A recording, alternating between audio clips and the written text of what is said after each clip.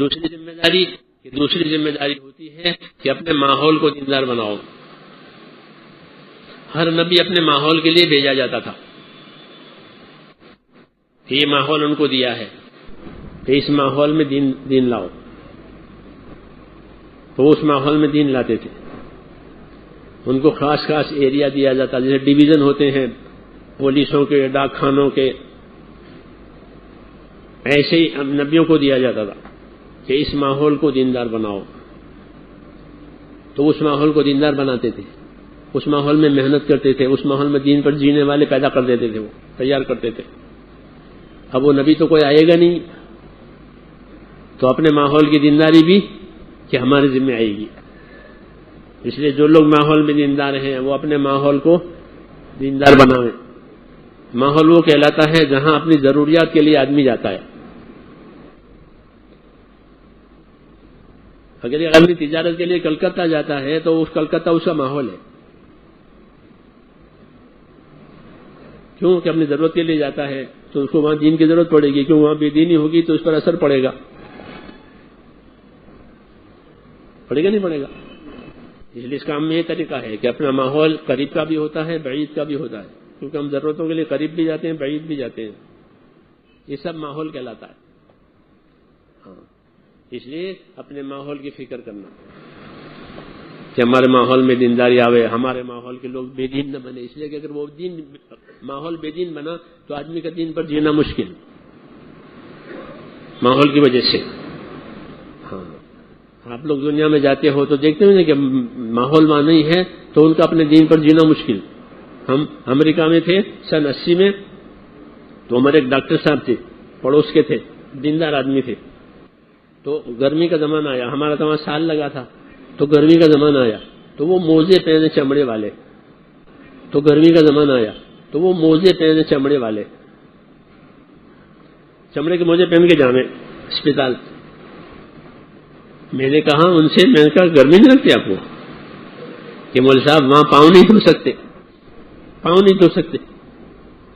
اسپتال وہ ٹپ ہوتے ہیں، ٹپ ہاتھ دھونے کے، تو ٹپ میں ہاتھ دھو سکتے ہو، پاؤں نہیں دھو سکتے. ہم لوگ اناڑی، ہماری جماعت صرف انگوٹھا چھاپ تھے ہم لوگ. تو ایک ہمارے ساتھیوں نے وہاں ٹپ میں پاؤں دھو لیے. وہاں ایک ایریا ہوتا ہے کیفیٹیریا، وہاں لوگ چائے پانی کرتے ہیں، گاڑیوں والے اور یہ سب، تو وہ صاف ستھرا ہوتا ہے. تو ہم تو وضو کرتے ہیں تو وہ پاؤں اٹھا کے پاؤں دھوتے ہیں اسی ٹپ میں. او ہو، تو ہمارے 2 ساتھیوں نے پاؤں دھو ڈالے اندر. تو کمپلین ہوئی کہ انہوں نے یہاں پاؤں دھوئے ہیں. اور پھر وہ برش والا آیا، پاؤڈر والا آیا، تو وہ اس کو دھویا اور پاؤڈر جو کیا گیا. اب ہمارے تو 5 مرتبہ پاؤں دھلتے ہیں. تو ہمیں نہیں معلوم، ہم پر یہ گزری جب پتہ چلا ان کا، تو وہ کہ اسپتال میں پاؤں نہیں دھو سکتے. تو میں وضو کر کے مسا کر لیتا ہوں. تو پاؤں دھونا بھی مشکل ماحول نہ ہونے کی وجہ سے.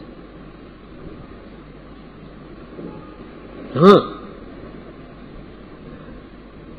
ماحول کی، اس لیے نبی ماحول بناتا کہ اس ماحول میں سب دین پر جیئیں. ماحول ہوا تو سب دین پر جیئیں گے. جیسے سردی میں سب کو سردی لگے، گرمی میں سب کو گرمی لگے، ایسے دین کا ماحول تو سب کو دین لگے گا.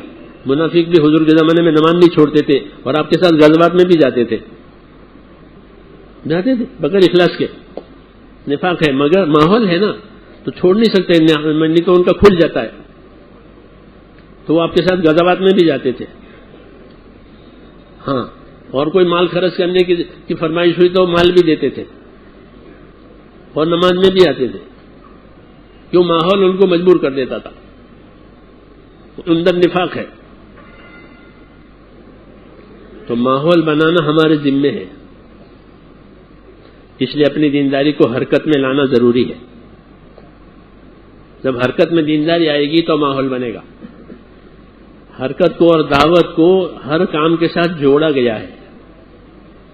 علم دعوت کے ساتھ، ذکر دعوت کے ساتھ، عبادت دعوت کے ساتھ، اخلاق دعوت کے ساتھ، سب چیزیں دعوت کے ساتھ، تاکہ یہ سب چیزیں پھیل جاوے. جیسے جاری پانی میں کوئی چیز ڈالو تو وہ بہہ جائے گی. جاری پانی ہوتا ہے نا، اس میں کوئی بھی چیز ڈالو وہ چلے گی.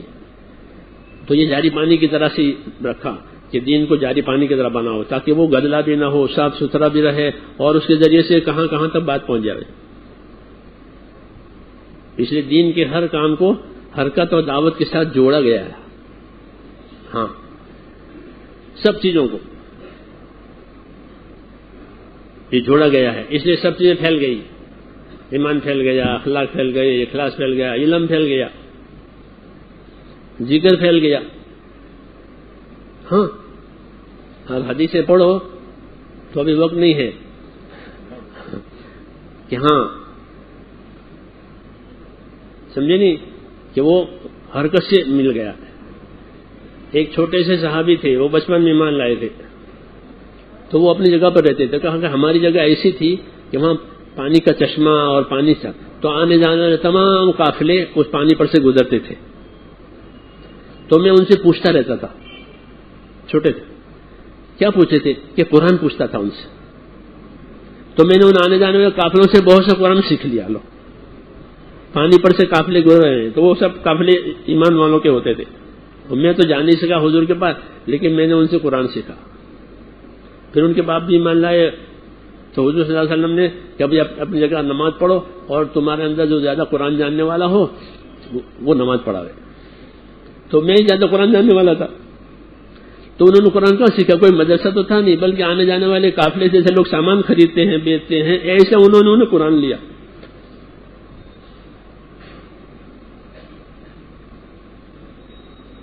قرآن شریف کو بھی حرکت دی. چلے جاؤ اور پہنچاؤ.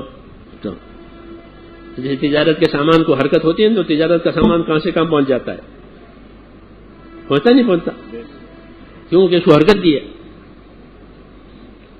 ہوائی جہازوں سے، پانی کے جہازوں سے، جی ہاں، خشکی کے راستے سے تجارت کے سامان پہنچائے جاتے ہیں اور لائے جاتے ہیں. ایسے ہی دین کے کام کو حرکت سے جوڑا گیا ہے تاکہ ہر خیر پھیل جاوے، ہر خیر پھیل جاوے. تو ماحول میں پہنچ جاتی وہ، اور اگر اس کو سکڑ کے رکھ دو تو پھیلے گی نہیں. وہ ماحول اس کے خلاف بنتا چلا جائے گا، تو اپنے علم پر عمل کرنا مشکل ہو جائے گا. اپنے دین پر چلنا، جیسے میں نے ڈاکٹر صاحب کی طرح پابند ہو سکتا. ہاں، پابند ہے. بزرگوں سے اس کا تعلق تھا، مولانا احمد علی صاحب لاہوری سے ان کا تعلق تھا، ان کے بیٹوں سے. لیکن اب ماحول کہاں کا امریکہ کا.